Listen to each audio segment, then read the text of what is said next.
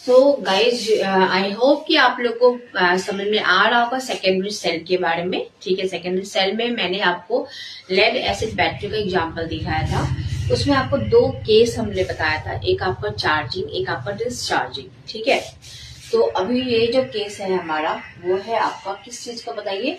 ये केस है हमारा डिस्चार्जिंग का। ठीक है, डिस्चार्जिंग मतलब ये हुआ कि अगर हम लोग मान लो कि किसी मोबाइल को यूज कर रहे हैं तो उसका बैटरी कैसे धीरे धीरे करके डिस्चार्ज होता है वो, या फिर मान लो कि कोई बैटरी को जब हम यूज करें टॉर्च जलाने में या कोई बल्ब जलाने में तो वो बैटरी कैसे डिस्चार्ज होता है, उस वक्त उसका बैटरी कैसे वर्क करता है।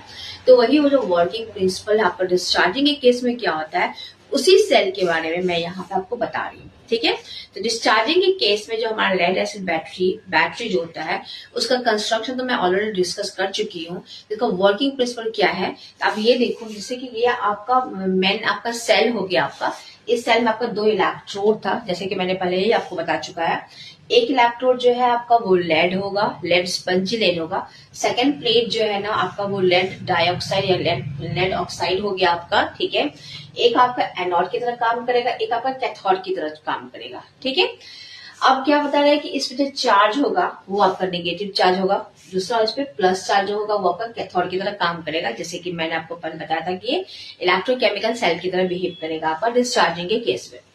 अब क्या बता रहे हैं कि यहां से हमने इसको कनेक्ट कर दिए एक बल्ब से। ठीक है, जैसे अब क्या हो गया, इस कंटेनर जो है ये आपका, ये कंटेनर के अंदर हम लोग एक इलेक्ट्रोलाइट लेंगे जो कि आपका डाइल्यूट सल्फ्यूरिक एसिड होगा।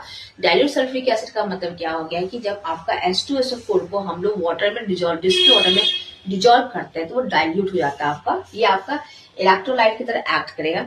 इन दोनों इलेक्ट्रोड को हम लोग सेपरेट करेंगे एक आपका सेपरेटर से जो कि पोरस इन नेचर होगा। और इसका मेन वर्क क्या होता है, इसका मेन फंक्शन ये होता है कि ये आपका आयंस को मिक्सअप होने से रोकता है, जिसकी वजह से शॉर्ट सर्किट ना हो पाए। ठीक है, अब क्या होता है कि जब ये सर्किट हमारा कंप्लीट हो जाएगा तो उस केस में क्या करेगा कि ये जो आपका लेड इलेक्ट्रोड है, ठीक है, तो फर्स्ट स्टेप में क्या होता है, जो सल्फ्यूरिक एसिड जैसे सर्किट कंप्लीट हो गया तो आपका रिएक्शन स्टार्ट हो गया। तो ये जो आपका डाइल्यूट सल्फ्यूरिक एसिड है H2SO4 जो है सबसे पहले वो डिसोशिएट होगा आपका। तो वो H2SO4 जो है ना व्हेन इट डिसोशिएट तो इट फॉर्म्स क्या है, आपको क्या बनाएगा, ये आपका H+ आयन बनाएगा एंड सल्फेट आयन बनाएगा आपका।